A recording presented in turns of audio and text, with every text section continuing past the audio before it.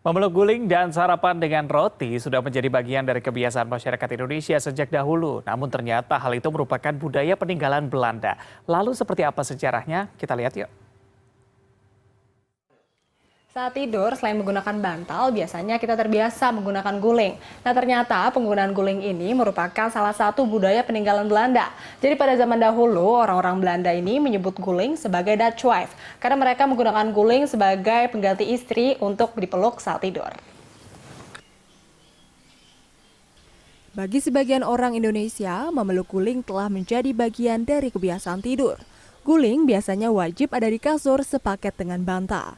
Meski penggunaan guling ini cukup populer, sebagian masyarakat belum mengetahui guling merupakan salah satu peninggalan budaya Belanda. Kayak kalau di rumah tuh ada guling nggak sih biasa dipakai? Ada pastinya. Kalau tidur biasa dipakai? Pakai, karena nggak bisa kalau tidur nggak pakai guling. Emang kebiasaan aja? Emang pakai guling. Baru tahu. Iya baru tahu ini. Ada, pakai. Gimana biasa pakai? Di kadang pakai, kadang enggak sih. Guling itu Iya. wajib ada nggak sih? Wajib sih. Wajib ada. Ya, apalagi kalau dingin. Oh, belum tahu. Pada zaman kolonial Belanda, ada kebijakan yang membatasi kedatangan perempuan dari Belanda ke Indonesia. Dengan demikian, banyak penjajah yang datang tanpa membawa istri. Sejarawan Satrio menjelaskan pada abad ke-17, orang Belanda membuat bantal yang memiliki panjang hampir seukuran manusia yang disebut guling. Saat itulah guling digunakan sebagai pendamping tidur pengganti istri. Hingga kini, guling masih terus digunakan, tetapi hanya sebagai perlengkapan tidur layaknya bantal.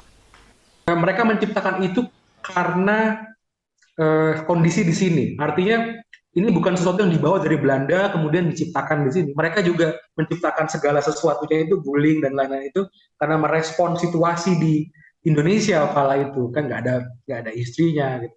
Jadi ya saya pikir itu sesuatu yang organik sekali. Kita melihat sisi fungsionalnya dan seperti kata orang-orang Indo, oh, kok nggak ada yang ngomong ya tidur dengan guling seenak itu. Gitu. Jadi ya akhirnya itu dilestarikan ya terus. Selain itu, sarapan dengan roti menggunakan meses dan roti gambang merupakan budaya yang diadaptasi dari Belanda. Dahulu, orang Belanda menyebut meses hagelslag, semacam taburan kecil kembang gula untuk roti. Pada zaman kolonial, roti gambang sengaja dibentuk mirip bilah alat musik gambang kromong, sehingga disebut roti gambang. Roti padat ini kaya akan rempah seperti kapulaga. Makanan lain yang juga kaya akan rempah adalah semur daging. Semur berasal dari bahasa Belanda smoor yang berarti teknik masak merebus lama hingga empuk. Satrio menambahkan, pengetahuan orang Belanda tentang rempah-rempah ini awalnya diajarkan oleh orang Indonesia. Tanpa disadari, hal ini merupakan pertukaran budaya yang saling menguntungkan dan terbentuk menjadi bagian dari kekayaan budaya suatu bangsa.